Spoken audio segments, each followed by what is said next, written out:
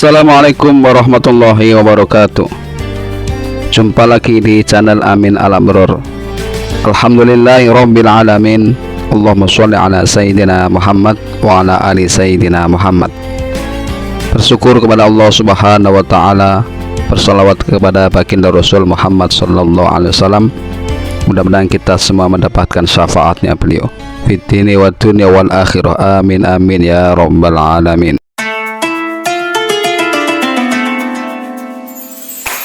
Kisah wali Allah Kiai Haji Muhammad Arwani Amin Said. Kiai Haji Muhammad Arwani Amin Said atau sering dipanggil dengan Mbah Arwani Kudus. Mbah Arwani adalah salah satu ulama ilmu Al-Quran yang kerap menjadi rujukan. Mbah Arwani lahir pada hari Selasa Kliwon pukul 11 siang tanggal 15 Rajab 1323 Hijriah, bertepatan dengan 5 September 1905 Masehi di Kampung Kerjasan, Kota Kudus, Jawa Tengah. Beliau merupakan putra dari pasangan Kiai Haji Amin Said dan Hajah Wanifah. Mbah Arwani menekuni Al-Quran sejak kecil. Ada pula saudaranya yang menekuni Al-Quran dan sama-sama jenius dan bahkan hafal Al-Quran dalam usia kanak-kanak. Sebagian guru yang mendidik Kiai Haji Muhammad Arwani Amin diantaranya adalah Kiai Haji Abdullah Sajat Kudus, Kiai Haji Imam Haramain Kudus, Kiai Haji Ridwan Asnawi Kudus, Kiai Haji Asim Asy'ari Jombang, Kiai Haji Muhammad Mansur Solo, Kiai Haji Muhammad Munawir Yogyakarta, dan lain-lainnya. Beliau mengajarkan Al-Quran pertama kali sekitar tahun 1942 di Masjid Kenapan Kudus, yaitu setamat nyantri dari pesantren Al-Munawir Kerapak, Yogyakarta. Pada periode ini santri-santri beliau kebanyakan berasal dari luar kota Kudus. Seiring berjalannya waktu, sedikit demi sedikit santri beliau semakin bertambah banyak, dan bukan hanya dari Kudus dan sekitarnya, tapi ada yang berasal dari luar provinsi, bahkan dari luar Pulau Jawa. Kemudian beliau membangun sebuah pondok pesantren yang diberi nama Quran Kudus Yanbu'ul Quran, yang berarti sumber Al-Quran. Pondok pesantren ini didirikan pada tahun 1393 Hijriah atau 1979 Masehi. Pesantren Yanbu'ul Quran adalah pondok hufat terbesar yang ada di kota Kudus. Santrinya tak hanya dari kota Kudus, tetapi dari berbagai kota di Nusantara. Bahkan pernah ada beberapa santri yang datang dari luar negeri, seperti Malaysia dan Brunei Darussalam. Karena berbagai kelebihannya, Mbah Arwani Kudus juga dikenal sebagai wali, lazimnya waliullah. Mbah Arwani juga memiliki karomah yang luar biasa. Karomah adalah keistimewaan yang biasanya terjadi pada waliullah. Pada suatu hari, Mbah Arwani pergi ke luar kota untuk menghadiri suatu acara bersama beberapa kiai dengan menggunakan mobil. Selepas menghadiri acara, rombongan Mbah Arwani pun pulang menuju Kudus. Baru sampai di daerah Rembang, tiba-tiba mobilnya mogok. Setelah diperiksa oleh sang sopir, ternyata bahan bakar mobilnya habis. Sang sopir dan beberapa anggota rombongan bingung, karena pada waktu itu sangat jarang keberadaan SPBU atau yang menjual BBM jalan di pinggir jalan.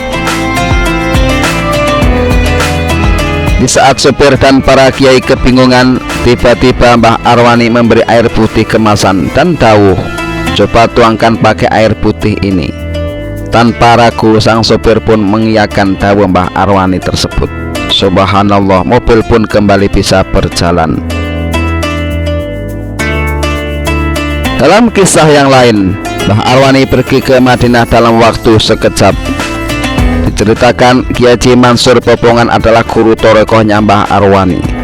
Saat Mbah Mansur dirawat di sebuah rumah sakit di kota Solo, Mbah Arwani menjenguk gurunya itu. Di sela-sela obrolan guru dan muridnya tersebut, tiba-tiba Mbah Mansur minta sesuatu kepada Mbah Arwani. "Mbah Arwani, saya ingin sekali makan kurma hijau. Apa sampean bisa mencarikan untukku?" Dengan bergegas, Mbah Arwani pun menyanggupi permintaan gurunya itu. Dalam sekejap setelah Mbah Arwani keluar dari kamar tempat gurunya dirawat, Mbah Arwani langsung tiba di kota Madinah Al-Munawwarah. Setelah sampai di Madinah, Mbah Arwani pun langsung mencari kurma hijau di sebuah pasar kota Madinah. Sehabis membeli kurma hijau, Mbah Arwani tidak ingin menyia-nyiakan waktunya untuk berziarah ke makam Rasulullah Shallallahu Alaihi Wasallam dan sholat di Masjid Nabawi. Namun baru beberapa rakaat sholat selesai didirikan, Mbah Arwani melihat gurunya sudah berada di belakangnya. Betapa kaget Mbah Arwani karena sudah disusul oleh gurunya itu. Gurunya pun dawuh, selesai sholat langsung pulang ya. Mbah Arwani pun menjawab, nggih Mbah Yai. Karamah Mbah Arwani. Rokok pemberian Mbah Arwani tidak pernah habis. Suatu waktu ada seorang tamu yang sowan kepada Mbah Arwani. Tidak berselang lama si tamu diberi jamuan dan sebungkus rokok. Setelah mendengar nasihat-nasihat dari Mbah Arwani, si tamu pun mohon pamit untuk pulang. Tetapi sebelum pulang, Mbah Arwani bilang bawa saja rokoknya, tapi jangan dihitung berapa isinya. Si tamu pun mengangguk, nggih Mbah Yai. Tak terasa, si tamu merasa heran kenapa sudah 1 minggu rokok yang dikasih Mbah Arwani itu tidak habis-habis. Padahal dalam sehari ia bisa menghabiskan kurang lebih 6 batang rokok. Karena penasaran, ia pun membuka bungkus rokok yang dikasih Mbah Arwani tersebut. Ternyata isinya tinggal 1 batang. Ia pun merasa bersalah karena tidak mematuhi pesan Mbah Arwani agar tidak membuka bungkusnya. Ia pun berpikir jika dalam sehari ia bisa menghabiskan 6 batang rokok, berarti isi rokok yang ada di bungkusnya itu kurang lebih 42 batang. Padahal pada waktu itu umumnya 1 bungkus rokok berisi 12 batang. Karamah Mbah Arwani. Terhindar dari kecelakaan bus. Kiai Mansur Maskan adalah salah satu santri kinasih sekaligus anak angkatnya Mbah Arwani. Tiap kali Mbah Arwani mendapat undangan semaan Al-Quran, Kiai Mansur sering diajak untuk menyimaknya.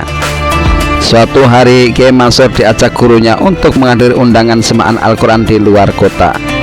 Karena jaraknya jauh, Mbah Arwani pun memutuskan untuk naik bus. Lama sekali Kiai Mansur dan gurunya menunggu datangnya bus. Tak berselang lama, ada bus yang kondisinya baik dan mulus lewat di depan mereka. Saat Kiai Mansur akan menghentikan bus tersebut, tiba-tiba Mbah Arwani melarangnya. Jangan bus ini, tapi bus berikutnya saja, kata Mbah Arwani. Kiai Mansur pun hanya mengiyakan dawuh gurunya itu. Kemudian datanglah bus yang kondisinya tidak baik dan kurang mulus di depan mereka. Kiai Mansur pun menghentikan bus tersebut atas perintah gurunya itu. Dalam perjalanan, Kiai Mansur melihat sebuah peristiwa kecelakaan. Ternyata yang kecelakaan adalah bus yang tadi hampir dinaiki dirinya dan gurunya itu. Dalam hati Kiai Mansur berujar, ternyata Mbah Yai Arwani melihat kejadian sebelum kejadian itu terjadi. Subhanallah. Kiai Haji Arwani Amin Kudus dikenal sebagai ulama besar ahli Al-Quran di Nusantara. Kisah hidupnya penuh keteladanan. Para santri-santrinya tersebar luas di segala penjuru pelosok kampung dan kota. Kisah-kisah karamanya selalu dikenang para santri dan masyarakat. Mbah Kiai Arwani memang dikenal waliullah yang masyhur, apalagi ruh Quran selalu memancar dalam dirinya. Bahkan sampai saat ini pesantren yang diasuhnya Yan Ba'ul Quran di Kudus menjadi salah satu kiblat para hafidz dan hafizah di Indonesia. Sebuah cerita nyata yang menarik penuh dengan hikmah Islam datang dari beliau. Suatu hari ketika bepergian, di saat beliau turun dari bus di Terminal Tirboyo Semarang, Kiai Arwani kecopetan. Entah sudah tahu atau memang pura-pura tidak tahu, Kiai Arwani tidak peduli jika ia baru saja kecopetan. Santri yang mendampingi dan mengetahui kejadian kecopetan tersebut sangat terkejut. Seketika itu pula mereka mengejar pencopet itu. Copet, copet, teriaknya sambil mengejar. Suasana menjadi gaduh serabutan karena orang lain yang mengetahuinya pun ikut mengejar pencopet itu. Para santri kecewa dan marah-marah kepada pencopet yang sudah raib itu. Berani-beraninya si copet mengganggu sang kiai, begitu pikir mereka. Namun tak kalah mengherankan, Kiai Arwani tidak peduli dengan apa yang barusan terjadi, seolah-olah tidak terjadi apa-apa pada dirinya. Beliau tenang-tenang saja sibuk dengan zikirnya, sampai-sampai santrinya harus memberitahu bahwa kiainya itu baru saja kehilangan dompet. "Kiai, jenengan baru saja kecopetan," kata santrinya memberitahu. "Oh iya," jawab Kiai santai. "Benar Kiai, tapi kami gagal menangkapnya, keterlaluan betul pencopet itu." "Alhamdulillah, sudahlah kalian tidak perlu ribut-ribut. Saya bersyukur yang dicopet itu saya." "Apa maksudnya Kiai?" "Syukur-syukur, alhamdulillah, karena saya yang dicopet, bukan saya yang jadi pencopetnya." Tentu saja para santri bingung mendengar jawaban Kiai. "Kok bisa begitu Kiai? Sekarang apa jawab kalian jika aku tanya lebih baik mana menjadi orang yang dicopet atau menjadi tukang copet?" tanya beliau kemudian. Jawaban Kiai Arwani sungguh tak terbantahkan, masuk akal. Nuansa zuhud dan kesufian mengiringi ucapan-ucapan sang Kiai. Para santri yang menyertai beliau menggeleng-geleng kepala tanda paham dan takjub. Para santri pun mendengar pelajaran berharga yang belum pernah mereka jumpai dalam teori. Rupanya dalam musibah pun bisa timbul rasa syukur seperti yang dicontohkan Kiai Arwani. Wallahu a'lam bishawab. Inilah sepenggal kisah Walillah Kiai Haji Arwani Kudus atau Mbah Arwani Kudus yang dapat kita teladani. Semoga bermanfaat bagi kita semuanya. Amin amin ya rabbal alamin. Jangan lupa like, share, dan subscribe. Terima kasih. Akhirul kalam. Wassalamualaikum warahmatullahi wabarakatuh.